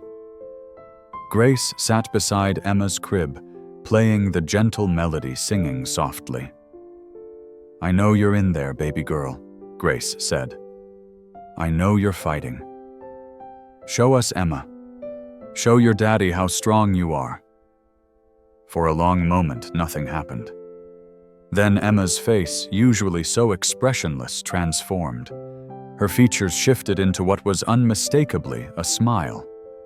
A real, genuine, purposeful smile. But that wasn't all. Emma's eyes locked on Grace's face produced tears. Emotional tears, not the automatic tearing of infant eyes, but tears that came from some deep place of feeling and awareness. "She's crying," Thomas choked out. "She understands. She knows we're here. She knows we love her, and she's responding."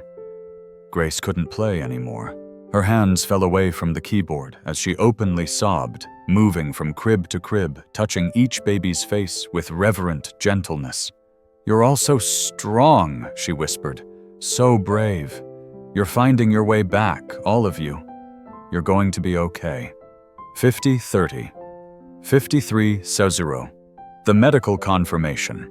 Dr. Morris and Dr. Chen spent the next 2 hours conducting the most thorough examination Thomas had ever witnessed.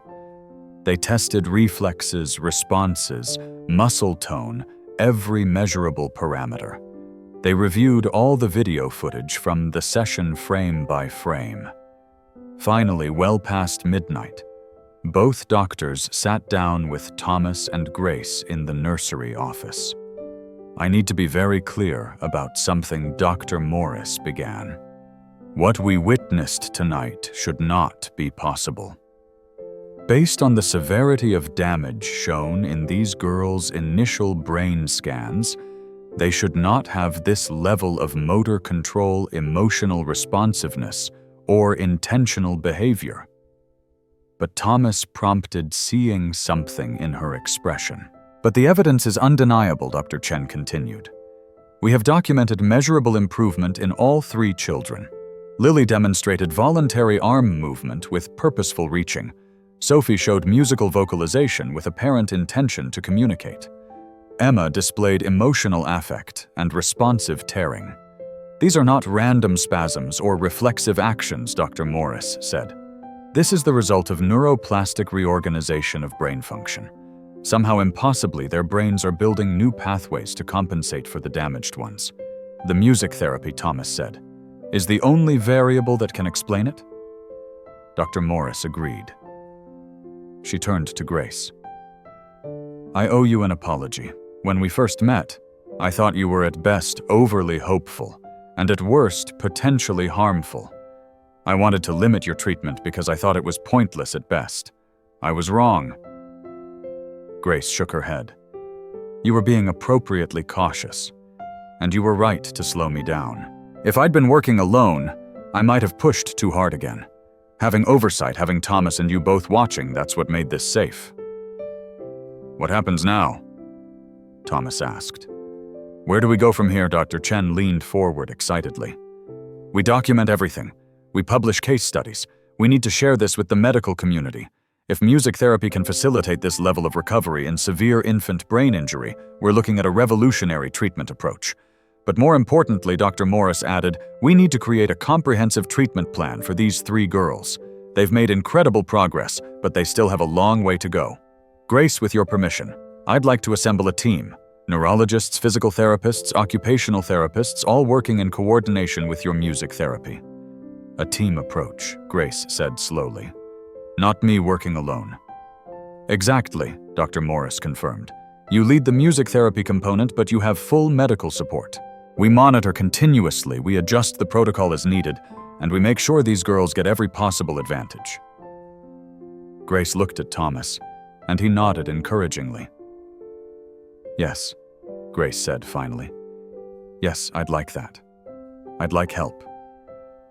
It was past 2 in the morning when the doctors finally left. Thomas and Grace stood together in the quiet nursery, watching the 3 girls sleep peacefully, their small chests rising and falling in synchronized rhythm. "They're going to make it," Thomas said, wonder in his voice.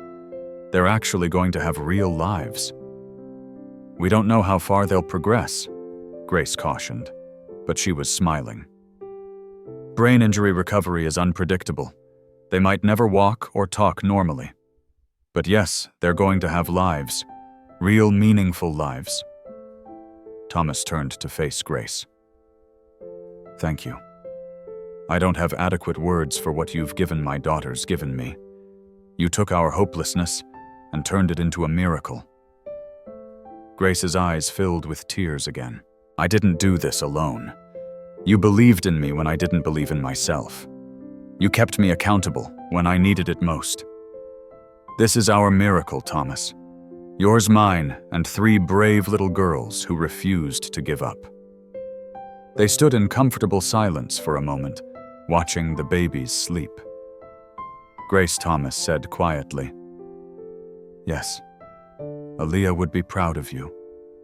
What you're doing, the lives you're changing, the way you've turned your tragedy into hope for others. She'd be so proud." Grace's face crumpled, but this time the tears were healing ones. "Thank you," she whispered. "Thank you for saying that." And in that moment, in a nursery in a Boston brownstone at 2 in the morning, 2 broken people found redemption in the miracle they'd created together. 3 tiny girls who'd been written off by medical science had proven that love music and persistence could accomplish what seemed impossible. The journey wasn't over. There would be setbacks, challenges, moments of doubt. But tonight was a turning point, a before and after moment that would define all their lives going forward. Tonight, hope had won. The Monday following the breakthrough night, Thomas's brownstone transformed into something resembling a small medical research facility. Dr. Morris had been true to her word, assembling a team of specialists who were both skilled and open-minded enough to embrace unconventional treatment approaches.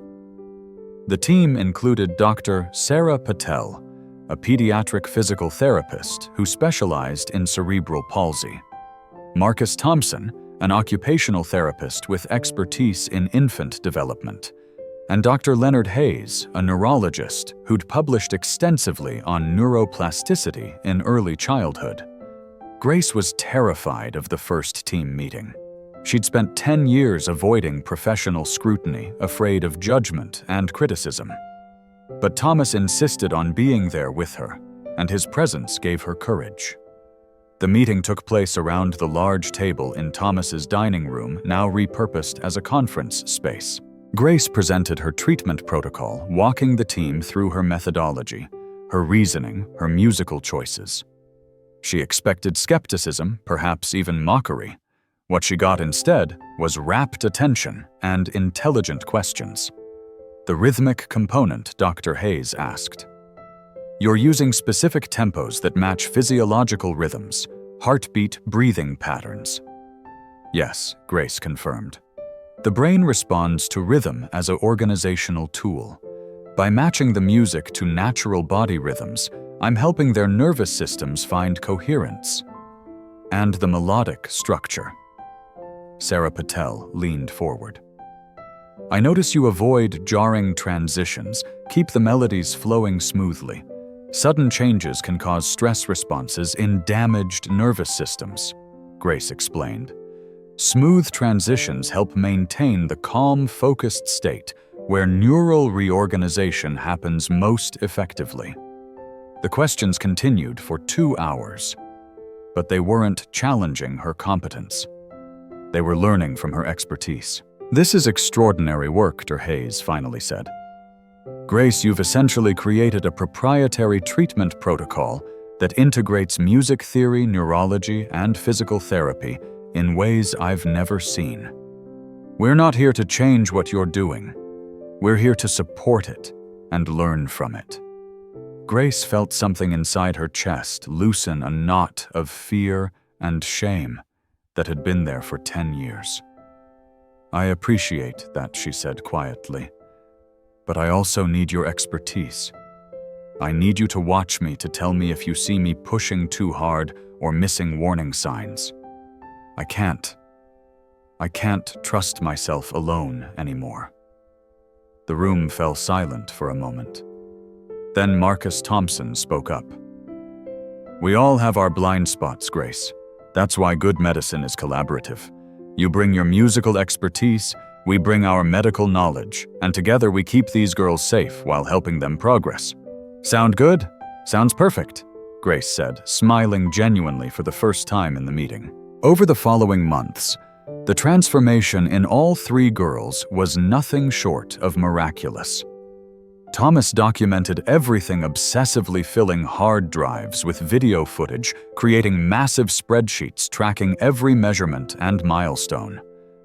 At 10 months old, Lily could not only grasp objects, but could hold a rattle and shake it purposefully. She could lift both arms above her head, and with support could bear some weight on her legs when held upright.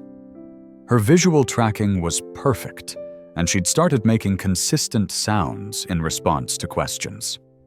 Sophie had developed 5 distinct vocalizations that the team interpreted as early language sounds for "yes, no more done," and what they were pretty sure was an attempt at grace. Her motor control was slower to develop than Lily's, but she could move her head independently and had recently started moving her fingers with intention. Emma, still the most severely affected, had made slower but steady progress. She could now smile, frown, and make several different facial expressions. Her visual tracking was strong, and she'd recently shocked everyone by lifting one arm about 2 inches off the mattress during a music therapy session. More importantly, all 3 girls were clearly cognitively intact. They recognized familiar faces, showed preferences, expressed emotions, and engaged with their environment in age-appropriate ways. They weren't going to be normal, not in the conventional sense, but they were going to be themselves aware and engaged with the world around them. The team meetings became weekly celebrations of small victories. Lily's first successful grasp of a spoon. Sophie's first clear vocalization that sounded like Mama directed at Grace, which made everyone cry. Emma's first deliberate smile at her father. Thomas found himself laughing again, something he hadn't done since Jennifer's death. The brownstone, which had felt like a mausoleum, became a home again. He hired a cook, upgraded the living spaces, added a real music room for Grace with a beautiful grand piano. Grace bloomed under the support and validation of the medical team. She renewed her music therapy certification, started writing up case studies for publication, and even began taking on consulting work with other families whose children had severe brain injuries. But more than the professional resurrection, Grace found something she thought she'd lost forever. Forgiveness. Not from others, but from herself. Every milestone the girls achieved felt like a small absolution proof that her gift could be used for good, that she could be trusted again. The relationship between Thomas and Grace deepened into something neither of them quite knew how to name. It wasn't romantic exactly, though there were moments when Thomas found himself thinking about Grace in ways that went beyond professional respect. But they'd both loved and lost too recently to rush into anything. What they had was partnership, mutual respect, and a shared mission that bonded them in ways deeper than most marriages. They were co-parents to 3 children who needed them both united in their determination to give Lily, Sophie, and Emma every possible advantage. One evening, after a particularly good therapy session, Thomas and Grace sat together in the music room, drinking wine and watching the sunset through the large windows. "I've been thinking about the future," Thomas said. "About what happens when the girls are older, when they need specialized education, ongoing therapy, all of it." "It's going to be expensive," Grace said carefully. "Even with your resources." "I'm not worried about the money," Thomas said. "I'm thinking about other families. Families who have children like mine but don't have the resources to provide this level of care. They deserve access to what we've learned." Grace turned to look at him. "What are you suggesting?" "A foundation," Thomas said. "A treatment center. A place where families can bring their children with brain injuries and receive integrated care, music therapy, physical therapy, occupational therapy, all of it. We'd offer it on a sliding scale so money isn't a barrier. We'd train other music therapists in your protocol. We'd change how these injuries are treated." Grace's eyes widened. "Thomas, that's an enormous undertaking." "I know, but we have proof that this works. We have 3 little girls who are living evidence that what you do saves lives. Don't we have an obligation to share?" That Grace was quiet for a long moment, staring out the window. "The Grace Washington Memorial Center for Music Therapy," she said softly. "No," Thomas said firmly. "The Aaliyah Johnson Memorial Center, named after the little girl whose mother loved her enough to never give up even after she was gone." Grace's tears came instantly.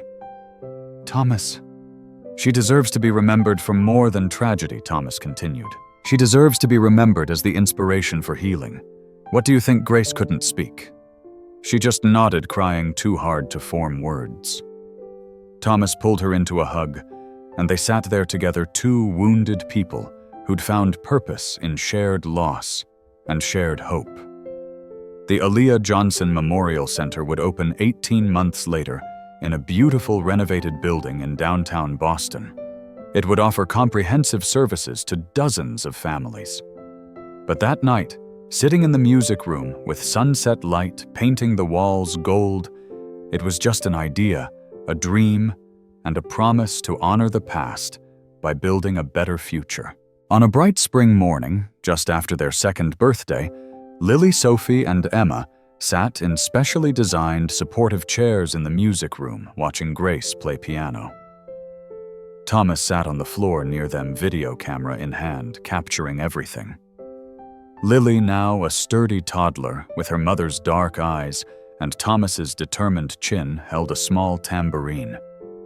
She couldn't shake it with the vigor of a typical 2-year-old, but she could tap it against her chair in rhythm with Grace's playing. The concentration on her face was intense, her tongue sticking out slightly as she focused on timing her taps. Sophie, smaller and more delicate, sat in her chair, making sounds along with the music. Her vocalizations weren't words yet, but they were clearly purposeful melodic attempts to join in the song. Her favorite thing was when Grace sang directly to her, at which point Sophie would light up and try to echo the melody. Emma, still the most severely affected, but no longer the hopeless case doctors had predicted, watched everything with bright, alert eyes. She couldn't move as much as her sisters, but her face was extraordinarily expressive. She could smile, frown, look surprised, and show a dozen different emotions that spoke of a rich inner life. Grace transitioned from the upbeat song she'd been playing to something slower, gentler. This was the routine they'd developed over the past year, energetic music to engage and stimulate, followed by calming melodies to help the girls process and rest. As Grace played, Thomas noticed Lily's hand reaching out toward her tambourine, which had fallen to the floor. For a moment, he thought about retrieving it for her, but something made him wait. Lily strained her small face, scrunching with effort, her arm extended further than Thomas had seen before, her fingers stretching toward the tambourine. And then incredibly, her fingers closed around it. She lifted it nearly 6 inches off the ground before her strength gave out, and she dropped it back down. But the look of triumph on her face was unmistakable. She'd done it herself. Did you see that Thomas called to Grace, though? Of course she had. Grace's fingers stuttered on the keys, but she didn't stop playing. I saw it, baby girl. You're getting so strong. Try again. And Lily did, not successfully this time, but the attempt was there, the determination, the understanding that she could affect her environment through will and effort. These were the moments that made everything worthwhile. Not the grand breakthroughs, but the small daily victories that added up to transformed lives. The official opening of the Aaliyah Johnson Memorial Center happened on a Saturday in late April. Thomas had spared no expense on the facility's state-of-the-art equipment, beautifully designed therapy rooms, a concert hall with perfect acoustics, and a team of 10 music therapists trained personally by Grace. The opening ceremony was attended by doctors, researchers, families with children in need of services, and members of the press. Dr. Morris gave a speech about the groundbreaking nature of the integrated treatment approach. Dr. Hayes presented preliminary data from their case studies, showing remarkable improvement rates. But the most powerful moment came when Grace stood at the podium with Thomas beside her, holding a photo of a little girl with pigtails and a gap-toothed smile. This is Aaliyah. Grace, said her voice steady despite her tears. My daughter. She died 10 years ago, and for a long time I thought her death meant the end of everything good in my life. I thought I would never be able to use my gifts again, never be able to help another child. She paused, looking out at the assembled crowd. But grief doesn't have to be the end of the story. Sometimes, if we're very lucky, we get a chance to turn our worst moments into something meaningful. This center exists because of Aaliyah's memory.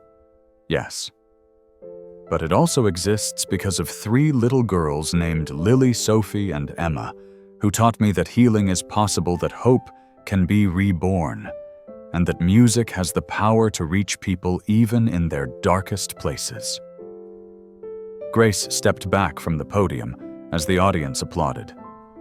Thomas took her place, but not before squeezing her hand in support. "My wife Jennifer died bringing our daughters into this world," Thomas said. "For a long time I thought that meant they'd have half a life trapped in bodies that didn't work, unable to experience all the joy she'd wanted for them. But Grace Washington saw something in my daughters that no one else did.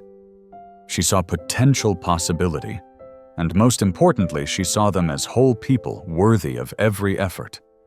He held up his phone, queuing up a video. On the large screen behind him, footage played of Lily picking up her tambourine, Sophie vocalizing along with music, Emma smiling with her whole face lit up with joy. "This is what's possible when we refuse to accept limitations," Thomas continued. "When we combine medical science with artistic healing, when we honor both the head and the heart in treatment. These 3 girls were supposed to be vegetables. That's the word one doctor used. Instead, they're thriving, learning, growing, and experiencing life in ways no one thought possible." The applause was thunderous. Several people in the audience were openly crying. After the ceremony, Grace and Thomas stood in the main therapy room, watching as families toured the facility. A mother approached them holding the hand of a little boy in a wheelchair, maybe 5 years old. "Is it really true?" the mother asked, hope and fear warring in her expression. "Can you really help children like my son?" Grace knelt down to the boy's eye level. "What's your name, sweetheart?" The boy didn't respond verbally, but his eyes tracked to Grace's face. "We can help," Grace said gently both to the boy and his mother. "I can't promise miracles, and I can't promise he'll be normal. But I can promise that we'll see him as a whole person, we'll use every tool we have to help him reach his potential, and we'll never ever give up on him." The mother started crying. "That's all I want, just someone who won't give up." "Then you've come to the right place," Thomas said warmly. "Let me show you what we can offer." As Thomas led the family away on a tour, Grace stood alone in the therapy room. On the wall hung a large photo of Aaliyah at the piano, her small hands stretched across the keys, her face lit with joy. Beneath it, a plaque read, "In memory of Aaliyah, Marie Johnson. Your music lives on." Grace touched the photo gently. "We did it, baby girl," she whispered. "We turned the pain into something beautiful. I hope you're proud." And in that moment, in a center designed to heal through music, Grace finally felt the last chains of guilt fall away. Aaliyah's death would always hurt. That loss would never stop being tragic. But it no longer had to be only tragic. It could also be transformative, inspirational, the spark that lit a fire of healing for hundreds of children. Grace Washington, who'd thought she'd lost everything, had found purpose again. And 3 little girls named Lily, Sophie, and Emma would grow up knowing that they'd helped make it all possible. As the sun set on the opening day of the Aaliyah Johnson Memorial Center, Thomas and Grace sat on a bench in the facility's garden watching parents and children explore the grounds. The sound of a piano drifted from one of the therapy rooms, where one of the newly trained music therapists was giving a demonstration. "Do you ever think about what would have happened if I hadn't installed those cameras?" Thomas asked. "If I'd never discovered what you were doing?" Grace smiled. "You would have discovered eventually. Maybe not through cameras, but the girls' progress would have been impossible to hide. Someone would have noticed. But what if I'd fired you when I first found out? What if I'd thought you were hurting them? Then 3 little girls would have lost their best chance at recovery," Grace said quietly. and I would have lost my chance at redemption. We were lucky, Thomas. Luckier than most people ever get." They sat in comfortable silence for a moment, watching a father wheel his daughter up to examine the flowers in the garden. The girl reached out with trembling fingers to touch a rose petal, and her father's face transformed with joy at the simple gesture. "There are so many children out there," Thomas said. "So many families who need what we're offering here. We can't save everyone," Grace reminded him gently. "But we can save some, and we can train other therapists to save more." It ripples outward, Thomas. Every child we help, every therapist we train, every family we give hope to, it spreads. "The miracle multiplies," Thomas said. "Exactly." As they stood to leave, Grace turned back for one last look at the center. Through the large windows, she could see music therapy rooms, physical therapy, spaces, a family waiting area. Tomorrow, this building would fill with children who needed help, parents who needed hope, and therapists ready to provide both.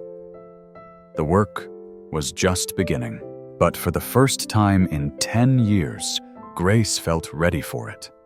More than ready. Eager. Because she'd learned something important from Lily, Sophie, and Emma. She'd learned that healing wasn't about erasing the past or pretending tragedy never happened. It was about using the lessons learned, the skills developed, and the compassion born from suffering to create something new and good. Music had been her gift from childhood. Tragedy had been her teacher in midlife. And now, finally, she could combine both into a force for healing that honored her daughter's memory while creating hope for others. As they walked to the car, Thomas's phone buzzed with a text. It was from the lead therapist at the center, along with a video attachment. He played it for Grace.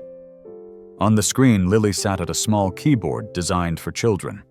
Her movements were slow, uncoordinated, but unmistakably purposeful.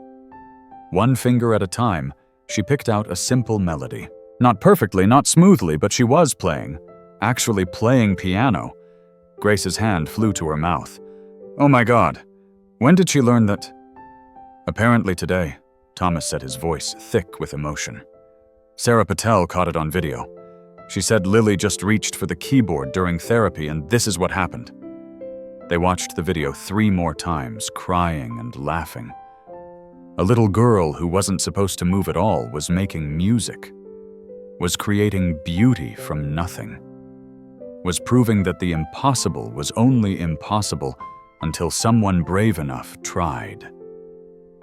"Thank you," Thomas said to Grace, "for everything, for saving my daughters, for giving them a future, for showing me that hope isn't foolish, it's necessary." "Thank you for trusting me," Grace replied, "for believing in me when I didn't believe in myself, for helping me find my way back to my gift, for letting me love your daughters the way I couldn't save my own." They embraced there in the parking lot of the Aaliyah Johnson Memorial Center, 2 people who'd found each other in tragedy and built something beautiful from shared pain. The journey ahead would have challenges. Not every child would progress like Lily, Sophie, and Emma. Not every story would have a happy ending. But they would face it together with the knowledge that music, love, and persistence could accomplish more than medicine alone ever could. As Thomas drove them home, where 3 little girls waited with their evening caregivers, Grace looked out the window at the Boston skyline, lit against the darkening sky. Somewhere out there, children were struggling. Parents were grieving, families were losing hope. But now there was a place they could come. A place where a Black woman who'd lost everything would help them find their way back. A place where music was medicine and hope was the most powerful treatment of all. Grace smiled, touching the small silver cross she always wore, and said a silent prayer of thanks. For second chances, for healing, for 3 brave little girls who'd saved her just as much as she'd saved them. The miracle wasn't just in what had been accomplished. It was in what was still possible. And that possibility that hope would echo forward into the future, touching lives that hadn't even been born yet. Because that's what miracles do. They ripple outward, transforming not just individuals, but entire communities, changing not just what is, but what could be. And it all started with one woman brave enough to play piano in the darkness, and 3 babies strong enough to hear the music and fight their way toward the light.